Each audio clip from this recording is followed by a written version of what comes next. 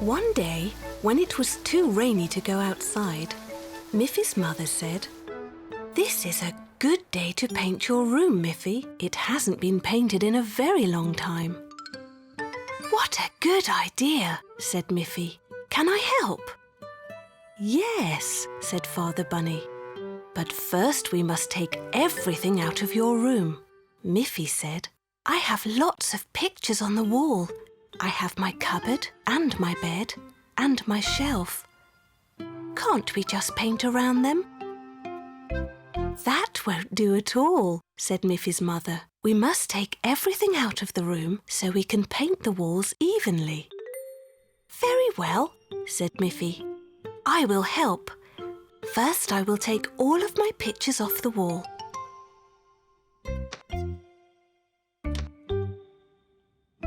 "But I can't move my bed, or the cupboard, or the shelf." "Your mother and I will move the heavy things, Miffy. You can think of what colour you would like to paint your room.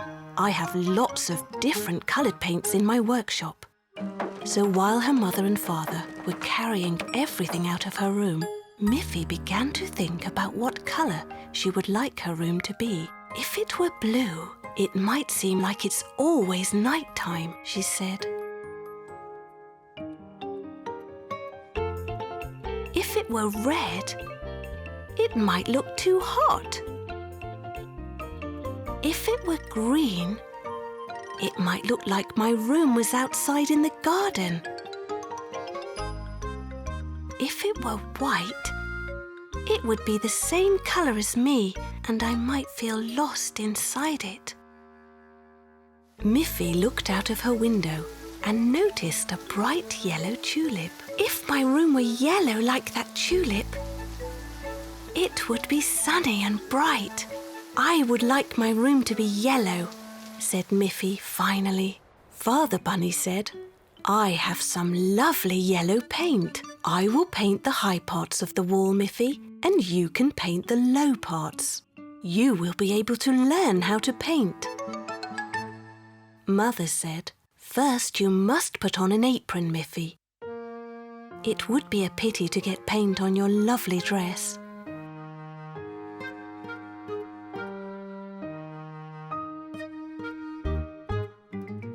So Miffy put on an apron, and her father very carefully mixed the bright yellow paint.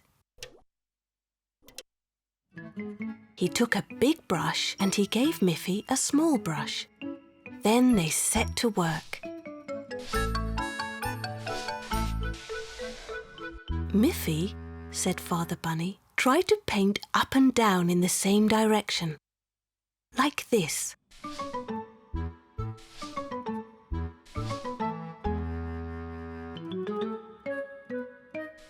Miffy learnt very quickly.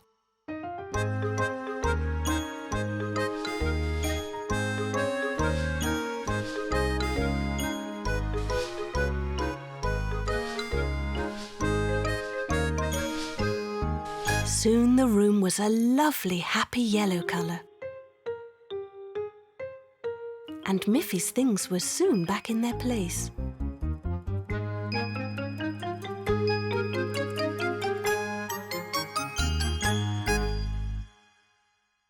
Miffy felt happy too. Her room felt fresh, bright and clean. "It's a nice feeling," she said, "to have a freshly painted room, and that I helped to do it." Boris and Barbara were thinking about Miffy's birthday.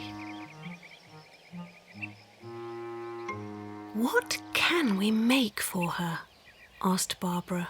"Well," said Boris, "spring will soon be here, and I know that Miffy enjoys seeing the baby birds every year. What if I make her a special birdhouse that she can watch each day?" "Oh, that's a splendid idea, Boris," said Barbara. "It should be painted brightly to attract a mother bird.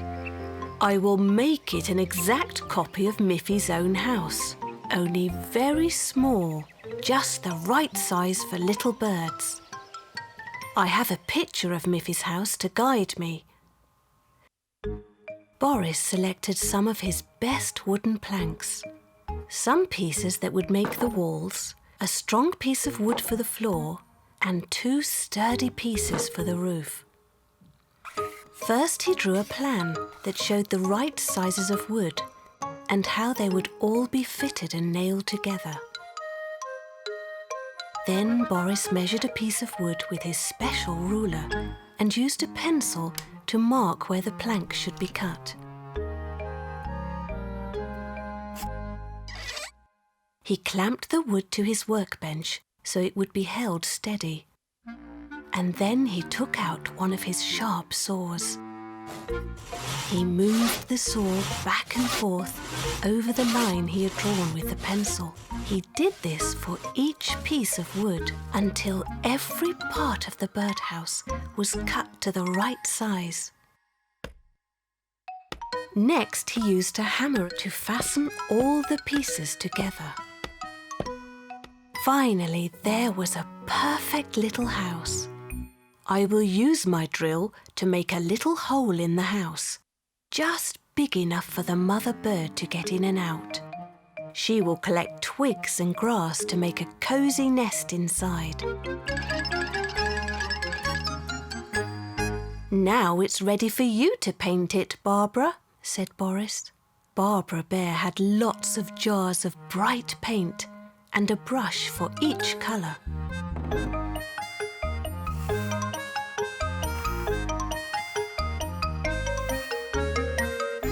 Soon the little birdhouse really did look like a tiny model of Miffy's own house, with one small difference. On Miffy's birthday, Boris and Barbara brought the birdhouse to Miffy's house and set it up on a pole in Miffy's garden.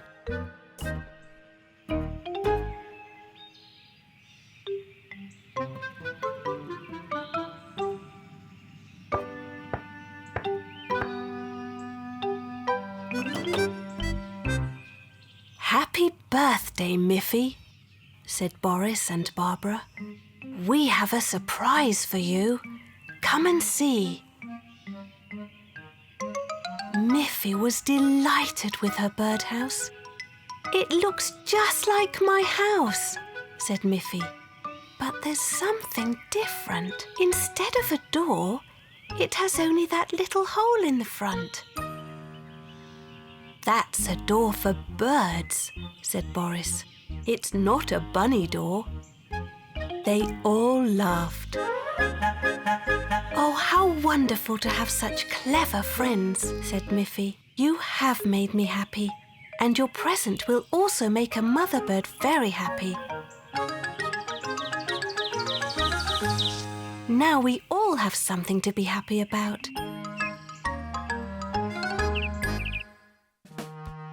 Miffy read that in some fairy tales, a fairy could give you 3 wishes. She wondered what she would wish for if a fairy granted her 3 wishes. My first wish would be that my mother and father would love me forever, she said. But she already knew that her mother and father would love her forever. So she tried to think of another wish. She decided to go for a walk. She was sure that she could think better while she was walking. There was Snuffy, who was, as always, very happy to see Miffy. Do you want to come along with me? Asked Miffy.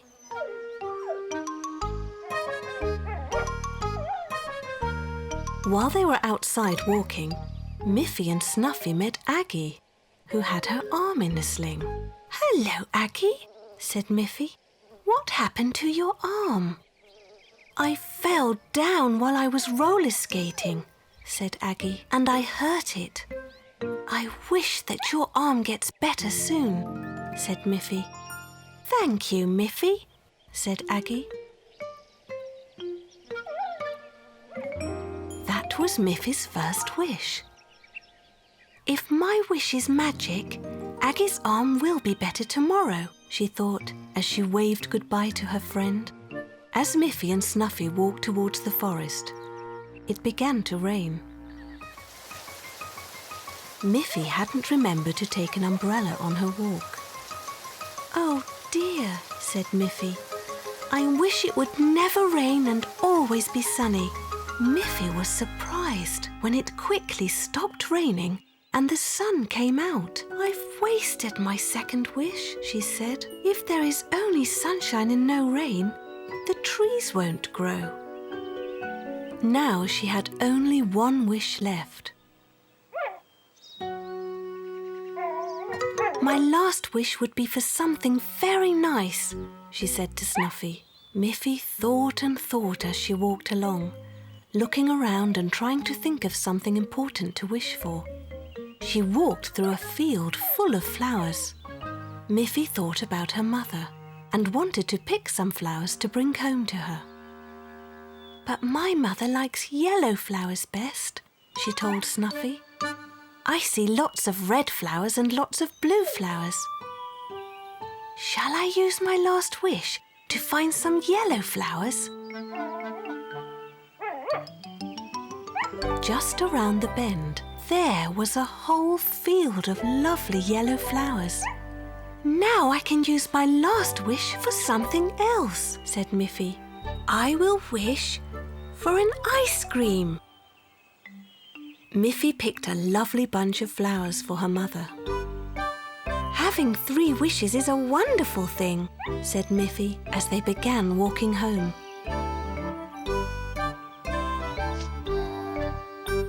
When Miffy gave Mother Bunny the bunch of yellow flowers, she was very happy. "Oh, Miffy," she said, "these are lovely. They are my favourite yellow flowers." "I saved my last wish for a nice ice cream," said Miffy. "Do you know what I wish for? I wish that my little Miffy will always be just as sweet as she is now." And she gave Miffy a big squeezy bunny hug. Then Mother Bunny went into the kitchen and gave Snuffy a nice bowl of fresh water and Miffy an ice cream.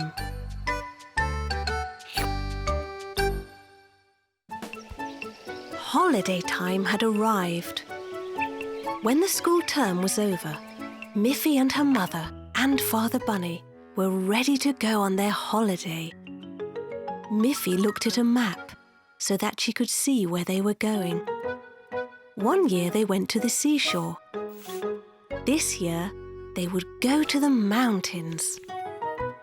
Mother Bunny said, "We must pack our warm clothes." "Why is that, Mother?" asked Miffy. "It's summertime." "You will see, Miffy. Perhaps you will be surprised." Father Bunny made sure their car was safe for the long mountain trip. Off they went. Over beautiful hills, through the woods, and then up into the mountains. Miffy noticed that as they got higher, it became colder. When they stopped to look out at a wonderful view, they all put on their warm clothes. As they drove even higher, Miffy started to see patches of snow on the ground. "That's strange," said Miffy. "Snow in summertime? Now do you see, Miffy? The higher in the mountains you are, the colder it is. On some very high mountains, there is snow all year long," said Mother Bunny. When they arrived at the very top of the mountain, there was snow everywhere. "Can we play with the snow, like in winter time?" asked Miffy. "Well, why don't we find out?" said Father Bunny.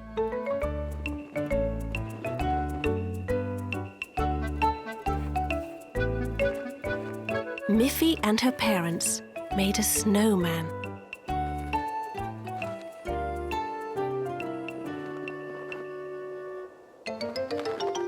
Then they had fun throwing snowballs.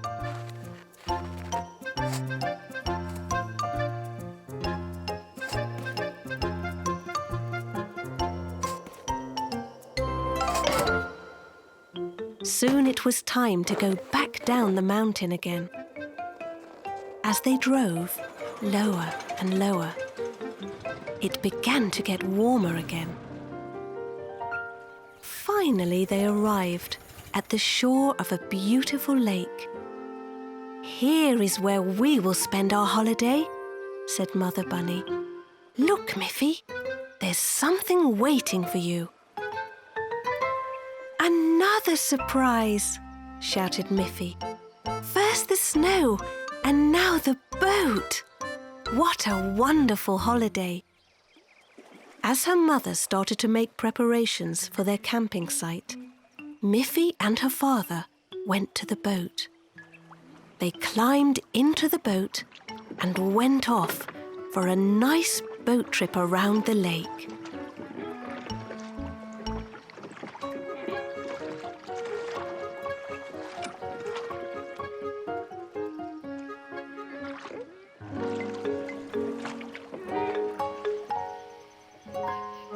When they returned, Miffy saw that Mother Bunny had made a campfire and a delicious picnic supper. "This really is a wonderful holiday."